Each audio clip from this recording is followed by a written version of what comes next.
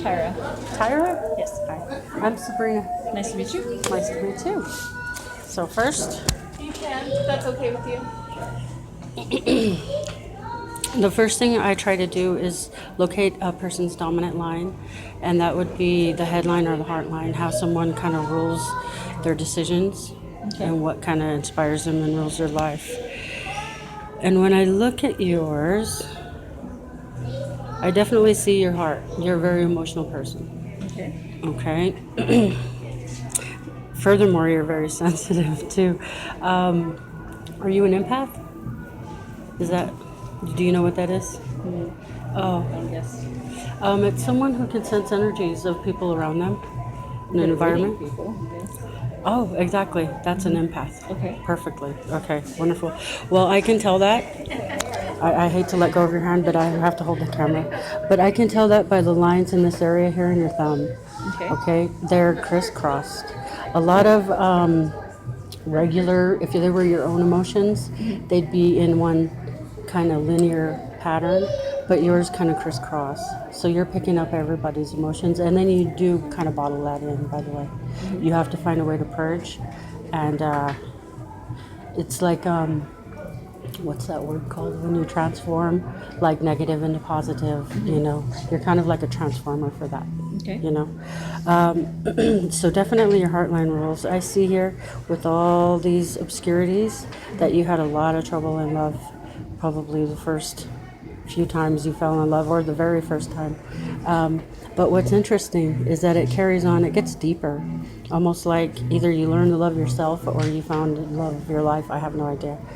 But what's interesting is that at the end of your heart line, not only does it reach up here, so that was someone who was rather forced to be independent, but you kind of went your own way in love. It broke apart. Usually you'll see this in the headline because people's minds change, and some people have epiphanies, breakthroughs, you know, transformations. For you, it was in the heart space, and it was dramatic. So I don't know what that means, but hopefully you do. It looks like you have a lot of childhood memories that are connected to your life now that you integrate into your life and your decisions. They're probably some fond, maybe some people that you really loved when you were young. I don't know, but they left an impression on you, and you reflect on that time in your life a lot. Like whenever you're comparing situations or deciding, or even just in your memories, that could be right here too. The fond memories, the things that you keep inside for whatever reason. You could be an introvert, or you could just know loss and you know how to hang on to things. You know what I mean? But this is an early period in your life, probably until you're about 13, maybe. And then your headline just gets really strong. It's like you started just making your own decisions and you haven't stopped since. It reaches all the way over between these two fingers here, which tells me that you are a considerate person. And that ties in with your heart line too, saying that you are thoughtful. Okay. Not only are you rational and thoughtful, but you're also considerate, and that's really sweet. If I turn your hand just slightly here and I push on your thumb, you see these lines here in your thumb area? These are doubts, worries, fears, concerns. You don't seem to have a lot. The ones that you have are deep again, and they're appropriate. So you don't worry about things that are beyond your control. You have faith.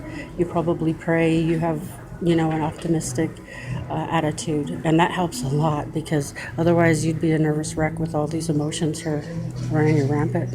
Oh man, look at this area here. This is my favorite part. I always save this for last. Look at it. Look at all those lines. She has tons of talent. She's probably an artist, a cook, a nurse, a mom, everything. You know what I mean? But those are some of your best virtues right there, and you have a ton of them. So I don't know what you're doing, but you're doing it right. And there is no way to tell if someone's going to live or die and stuff like that. So don't even worry about that. You are a fire sign? Or no, you're a water sign. Are you half earth? I mean fire and half water? I have no clue. Looks like fire. Aries. What are the fire signs? I know the water signs. Dang it. I should know this. Taurus, Taurus. Okay, yeah, Taurus, not Leo. Is it Leo? What is your sign? You don't know? Cancer. Oh, you're a water sign. I bet you're right on the cusp because your hands are shaped really long and slender. So that's someone who likes to work with their hands in the earth, do art, and you're